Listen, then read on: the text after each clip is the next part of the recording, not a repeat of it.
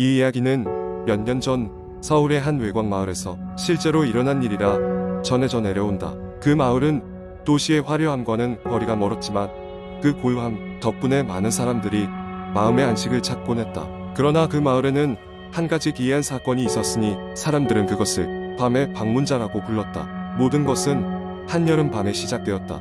한 청년, 재우는 도시 생활에 지쳐 이 마을로 한 달간의 휴가를 오게 되었다. 그는 오랜만에 느껴보는 자연의 소리와 시골의 공기에 취해 매일 밤 집 밖의 테라스에서 책을 읽곤 했다. 그날도 그는 평소처럼 테라스에 앉아 책을 읽고 있었다. 밤이 깊어질수록 주위는 더욱 조용해졌고 바람에 흔들리는 나뭇잎 소리만이 그의 귀에 들어왔다. 한참을 그렇게 책에 몰두하고 있을 때 재우는 어딘가 이상한 느낌을 받았다. 누군가가 자신을 바라보고 있는 듯한 느낌이었다. 주변을 둘러보았으나 아무것도 보이지 않았다. 그저 나무들이 바람에 흔들릴 뿐이었다. 그저 기분 탓일 거라 생각하며 다시 책에 집중하려 할 때 그는 자기 집 정원 끝자락에서 인기척을 느꼈다. 재우는 조심스럽게 자리에서 일어나 정원 쪽을 살폈다. 어둠 속에서 형체가 분명치 않았지만 분명 누군가가 서 있었다. 재우는 두려움을 억누르고 그쪽으로 가까이 다가갔다. 누구세요? 그가 떨리는 목소리로 물었지만 돌아오는 것은 고요함뿐이었다. 그 형체는 그대로 있었다. 용기를 내어 더 가까이 다가가려 했을 때 그 형체는 갑자기 사라졌다. 마치 안개처럼 공기 중으로 흩어진 것 같았다. 재우는 잠시 멍하니 그 자리에서 움직이지 못한 채 서 있었다. 결국 그는 그것이 자신의 착각이거나 그저 어두운 속에 감춰진 어떤 그림자일 것이라 자신을 안심시키며 집으로 돌아왔다. 그러나 그날 밤 재우는 이상한 꿈을 꾸었다. 꿈속에서 그는 같은 정원에 서 있었고 이번엔 더욱 또렷하게 그 형체가 보였다. 그 형체는 오래된 흰색 옷을 입고 있었고 얼굴은 마치 안개에 가려진 듯 희미했다. 그 형체는 아무 말 없이 그를 응시하고 있었고 재우는 몸이 움직이지 않는 것을 느꼈다. 꿈에서 깨어난 그는 갑자기 식은땀을 흘리며 숨을 가쁘게 몰아쉬었다. 다음 날 재우는 마을의 사람들에게 어젯밤의 일을 이야기했다. 그중 의외로 많은 사람들이 비슷한 경험을 했다고 말했다. 마을의 오랜 주민이었던 한 할머니가 말했다. 그것은 우리 마을의 오래된 전설이란다. 밤의 방문자라고 불리는 영혼이지. 그는 오래전 이 마을에서 일어난 비극의 희생자였대. 그가 왜 돌아다니는지는 아무도 모르지만 그가 나타나기 시작한 지는 오래전. 재우는 그 이야기를 듣고 더 큰 궁금증과 두려움에 휩싸였다. 그는 마을 도서관에서 오래된 문헌을 찾아 그 전설에 대한 정보를 더 알아보기로 했다. 마을의 기록물에 따르면 수십 년 전 이 마을에는 잔혹한 사고가 있었다. 한 가족이 갑작스러운 화재로 모두 사망했는데 그중 유일하게 미처 빠져나오지 못한 한 소년이 홀로 집에서 최후를 맞이했다고 한다. 사람들은 그 소년의 영혼이 밤마다 자신을 보고 그 가족을 찾고 있다고 믿었다. 며칠 후 재우는 더 이상 그 형체를 보지 못했지만 이상한 기운을 느끼지 않을 수 없었다. 어느 날 밤 그는 다시 테라스에 앉아 있던 중 예전과 같은 인기척을 느꼈다. 하지만 이번에는 뒤돌아보지 않았다. 그 대신 그는 눈을 감고 그의 마음속으로 말했다. 너를 도와줄 수는 없지만 내가 평화롭게 쉬길 바란다. 그 순간 그는 따뜻한 바람 한 줄기가 그의 목을 스치고 지나가는 것을 느꼈다. 마치 감사의 인사처럼 부드럽고 포근했다. 그리고 그 이후로 밤의 방문자는 더 이상 재훈 앞에 나타나지 않았다. 휴가가 끝나고 도시로 돌아온 재훈은 그 여름밤의 일을 절대 잊지 못했다. 그리고 가끔씩 그는 하늘의 별을 보며 그 소년이 가족과 함께 평화로운 세계에 있을 것이라고 생각하곤 했다. 이 이야기는 적절한 상상력을 더한 허구의 이야기입니다. 한국 인터넷에는 여러 형태의 도시 전설과 괴담이 존재하며 많은 사람들이 그 이야기들을 공유하며 상상력을 키우곤 합니다. 이 이야기 역시 그런 이야기들 중 하나로 단지 재미로 받아들여 주시기 바랍니다. 두 번째 이야기의 이름은 지훈이고 나는 서울에서 태어난 평범한 대학생이었다. 어느 여름 방학 나는 내 친구들과 함께 산골 마을로 캠핑을 가기로 했다. 우리 계획은 단순했다. 자연 속에서 며칠을 보내며 쌓인 학업 스트레스를 풀자는 것이었다. 총 4명이 함께 가기로 했는데 나와 친한 친구인 승민 그리고 그와 자주 어울리는 남매인 수진과 그 동생 준영이었다. 출발하기 전 우리는 캠핑에 필요한 물품들을 잔뜩 준비했다. 텐트, 침낭, 그리고 음식과 음료까지. 인터넷에서 유명한 캠핑 장소였기에 별다른 걱정은 없었다. 온라인 후기들도 대체로 긍정적이었고 무엇보다 그곳의 밤하늘이 정말 아름답다고 하더라. 드디어 출발 당일 우리는 차를 타고 몇 시간 동안 국도를 달려 산골 마을에 도착했다. 여전히 한적한 분위기가 감도는 그 마을은 비록 오래되고 낡았지만 싱그러운 자연이 숨쉬고 있었다. 그런데 마을 사람들의 반응이 조금 이상했다. 마을로 들어서는 순간 우리는 지나치게 많은 사람들의 시선을 받았다. 일부는 수군거리며 우리를 주시했고 어떤 아이들은 겁에 질린 얼굴을 하며 우리를 피했다. 그때 우리는 대수롭지 않게 여겼다. 마을을 지나 캠핑장까지 가는 길은 꽤 험했고 우리의 SUV는 진흙길에서 여러 번 휘청거렸다. 하지만 울창한 숲속의 캠핑장에 도착하니 그 모든 불편함이 사라지는 듯했다. 그곳의 풍경은 말로 표현할 수 없을 정도로 아름다웠다. 우리는 빠르게 텐트를 치고 불을 피웠다. 밤이 되자 우리는 모닥불 주위에 앉아 여러 가지 이야기를 나누었다. 그때 수진이 갑자기 말했다.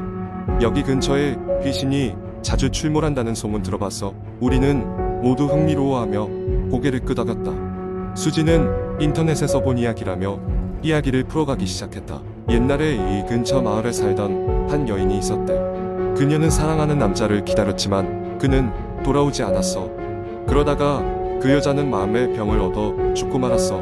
그 이후로 그녀의 원혼이 이 숲을 떠돌고 있대. 그래서 사람들은 밤에 홀로 외롭게 걷는 여인의 모습을 보곤 한다. 승민이 비웃으며 말했다. 그런 이야기 치고는 꽤 흔한 패턴 아니냐. 하지만 준영은 뭔가 불안한 듯 주위를 두리번거렸다. 한참 이야기를 나누던 우리는 피곤이 몰려와 각자의 텐트로 들어갔다. 밤은 생각보다 추웠다. 산속 특유의 찬 공기가 피부를 파고들었다. 나는 잠을 이루기 힘들었다.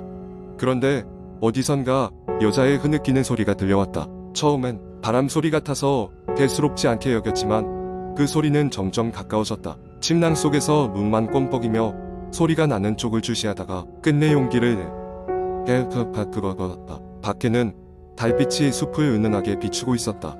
소리는 여전히 들려왔고 나는 본능적으로 숲속으로 발걸음을 옮겼다. 걸음을 옮길 때마다 소리가 점점 더 가까워짐을 느꼈다. 잠시 후 나는 숲속의 공터 한가운데 섰고 그곳에서 한 여인이 서 있는 것을 보았다. 그 여인은 하얀 한복을 입고 있었으며 빗머리가 바람에 휘날리고 있었다. 그녀의 얼굴은 또렷하지 않았지만 슬픔이 가득 찬 눈동자는 명확히 느껴졌다. 순간적으로 공포가 엄습해왔지만 이상하게도 나는 발걸음을 돌릴 수가 없었다. 그녀는 아무 말도 없이 나를 바라보더니 이내 숲속 어딘가로 사라졌다. 나는 정신을 차리고 급히 캠핑장으로 돌아갔다. 그리고 그날 밤 우리는 캠핑을 접고 일찍 마을로 돌아왔다. 마을 사람들은 우리가 정신에 애를 먹었음을 알았는지 하얗게 질린 우리를 조용히 바라보았다.